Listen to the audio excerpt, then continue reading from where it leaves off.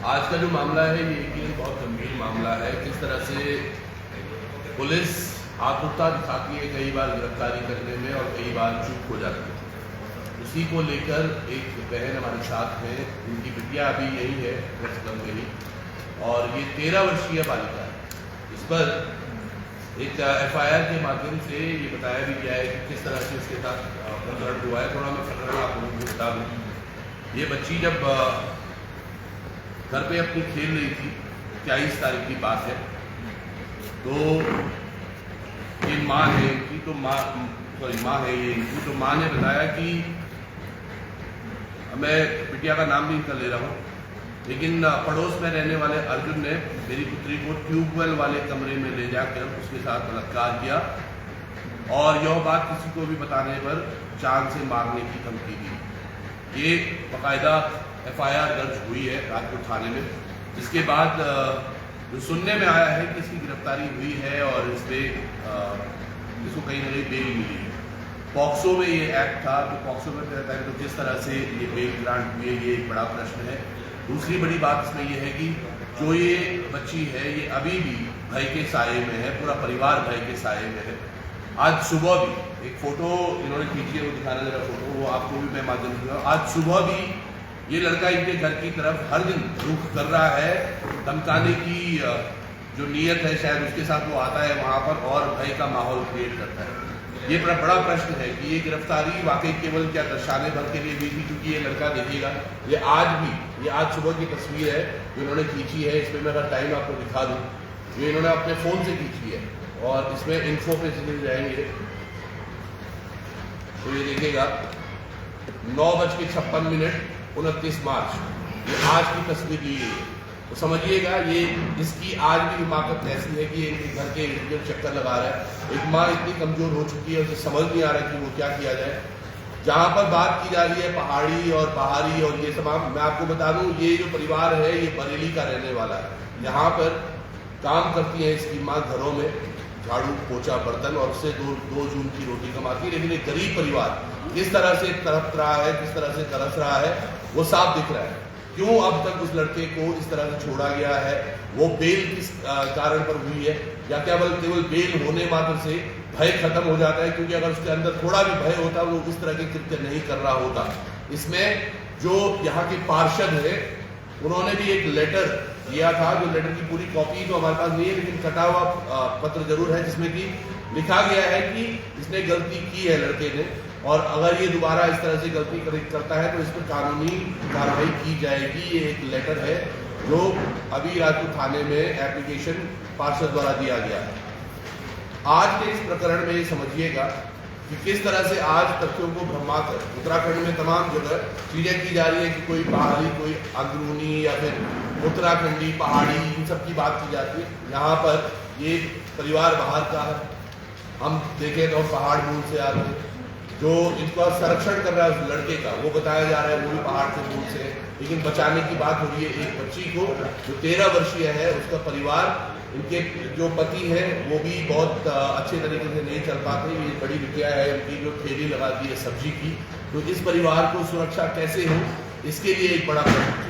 इसमें एक बड़ी खबर जो अखबार में छपी थी उसका भी मैं जरूर यहाँ पर जिक्र करना चाहूँगा, क्योंकि अखबार में ये खबर इस तरह से छापी थी उस पर्टिकुलर दिन कि इस बच्ची को घर से उठाकर लेके जाया गया दूसरी जगह घुमाने के बहाने, और तब जाके ये कुकर्म हुआ है। लेकिन ऐसा नहीं है जैसे माँ ने, और ये FIR की कॉपी बता रही है, इसमें साफ साफ लिखा हुआ है कि बगल के कमरे में ये इसने कुकर्म किया है।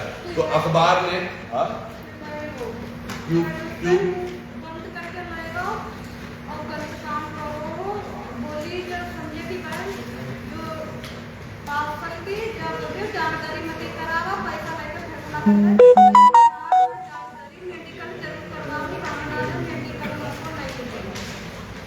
समझिएगा जो ये बोल रही है, इनका कहना है कि जो संजय पार्षद इनकी ये बात कर रही है, उनकी बहन ने बोला कि आप मेडिकल मत करवाओ, इनका मेडिकल करवाने से इसकी जिंदगी खराब हो जाएगी। लड़के की बात कर रहे हैं, है ना? और इनकी बिटिया जो 13 साल की, आप यकीन मानिएगा हाइट में केवल आपको बता दूं तो इतनी हाइट है, और इतनी बच्ची के साथ ये कुकर्म करने के बाद कैसा उनका दिल ये कहता है कि उस लड़के की जिंदगी खराब हो जाएगी। और इनको पैसे, कितने पैसे देने की बात की गई?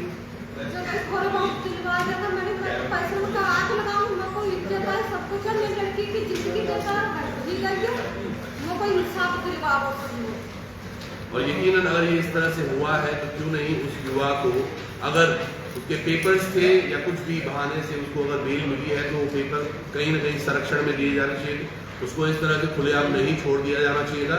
अभी तक गिरफ्तारी की क्या चीजें हुई हैं उस पर भी एक प्रश्न चिन्ह जरूर है। दूसरी बात यह है जो मेडिकल है, मेडिकल रिपोर्ट में एक हमारे पत्रकार महोदय है, उन्होंने पहले इस पर एक खबर की थी, तो उन्होंने जब डॉक्टर से इस पर बात की थी तो डॉक्टर ने भी बोला है कि वैसे तो रिपोर्ट नेगेटिव है लेकिन रेप हुआ है। ये डॉक्टर के बयान है जो बिल्कुल लिखे गए और छापे गए हैं। वैसे आज इस प्रकरण में अब इतनी संजीदगी है कि एक परिवार दहशत में है और उसी को प्रकाशित करने के लिए हम आप सब लोगों के बीच में हैं। अगर इसमें आपके कुछ प्रश्न है तो आप वो ले सकते हैं और परिवार से कुछ बात पूछना है आपको जो आप पूछ सकते हैं। त्रिभुवन भाई, इसमें जो कहा गया है पुलिस द्वारा कि लड़के की गिरफ्तारी हुई है तो जमानत भी हुई होगी, तो क्या आपने जमानत के कागज लेने चाहे? जमानत के कागज के लिए देखिएगा सबसे बड़ी बात क्या हुई है, अभी तो मेडिकल रिपोर्ट की हम बात कर रहे थे, तो ये स्वयं ही मेडिकल रिपोर्ट के लिए 2-3 बार चलेगी, इनको मेडिकल रिपोर्ट नहीं दी जा रही। पुलिस का कहना है कि हम 1 तारीख को, और उनको तारीख दी कि 1 तारीख को आपको मेडिकल रिपोर्ट सौंप दी जाएगी, जो अभी नहीं, उसी दिन दी गई परिवार को मेडिकल रिपोर्ट जिस दिन इन्होंने FIR के साथ साथ अपनी मेडिकल जांच करवाई थी। वो जांच की प्रति इनको उसी दिन दे देनी चाहिए थी, वो अभी तक नहीं दी गई है।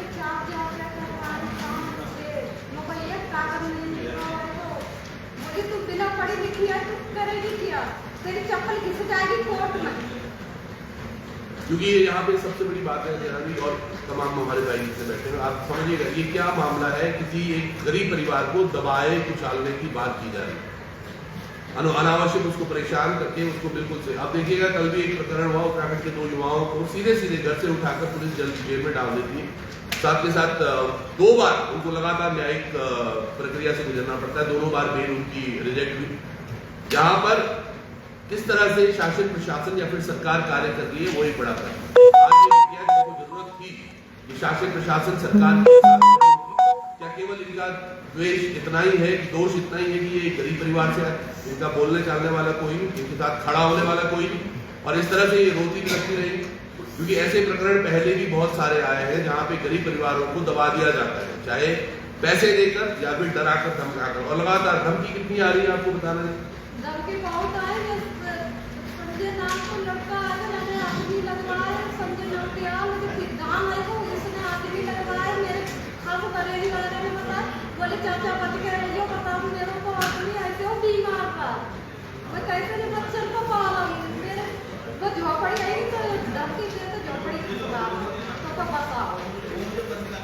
समझिए इनका कहना ये है कि इनके जो पति हैं वो बिस्तर से खड़े भी नहीं हो पाते। बिटिया है जो एक ठेली लगाती है सब्जी की अंसल ग्रीन कॉलोनी में ही, और ये घरों में काम करती है। एक छोटी बिटिया है जिसके साथ ये हादसा हुआ है, जो यही है, अभी उसको जानबूझ के हम कैमरे के सामने नहीं ला रहे, पर समझिएगा क्या इस प्रकरण में जांच नहीं होनी चाहिए और क्या उसकी गिरफ्तारी सुनिश्चित नहीं होनी चाहिए। इनका ये भी कहना है कि ये लड़का जो है वो भी नाबालिग है, यानी कि वो 18 वर्ष से कम है, लेकिन सूत्रों की कई माने तो हमने इसमें प्रक्रिया में जांच अभी कर रहे हैं, क्योंकि ये प्रकरण कल ही शाम को मेरे संज्ञान में आया।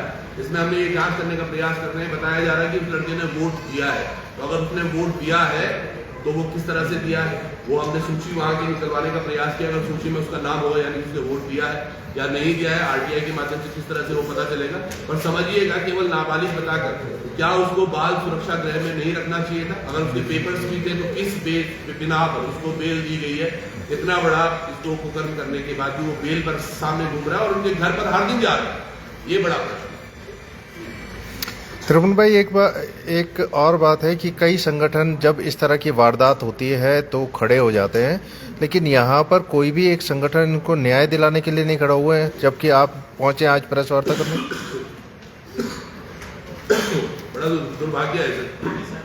होता क्या है, आज चाहे हमारे जो भी संगठन जो काम कर रहे हैं वो उत्तराखंड हितैषी या मानवता हितैषी अगर प्रकरणों पर काम करें तो यकीनन न्याय मिलने शुरू होंगे। हर किसी को यहाँ आज चाहिए कि उनका नाम हो, उनका फेम हो, उनका ख्याति मिले। कोई भी शायद ऐसे प्रकरणों में नहीं पढ़ना चाहता, ये वही जिनकी ये बात कर रहे हैं वही पार्षद और हैं। आप देख रहे होंगे हमारे साथ अभी उसी कॉलोनी में जो भारद्वाज जी जिनके घर पर पिछले वर्ष हमला हुआ था, वो ये पार्षद और उनके साथ के तमाम लोग उस कृत्य में भी शामिल थे। तो हो सकता है वो एक डर की वजह से वो सब तमाम लोग आगे ना आ रहे हो, जो चाह रहे हो कि यार इनको न्याय मिले। पर अगर हर कोई डर के रहेगा तो न्याय कैसे किसी को संभव हो पाएगा, ये एक बड़ा प्रश्न है।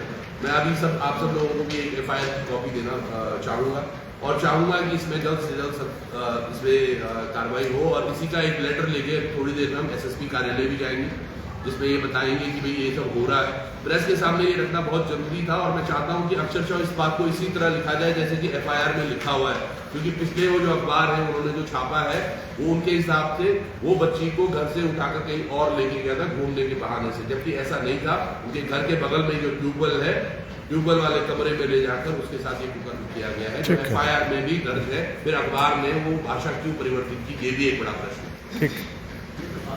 चलिए बहुत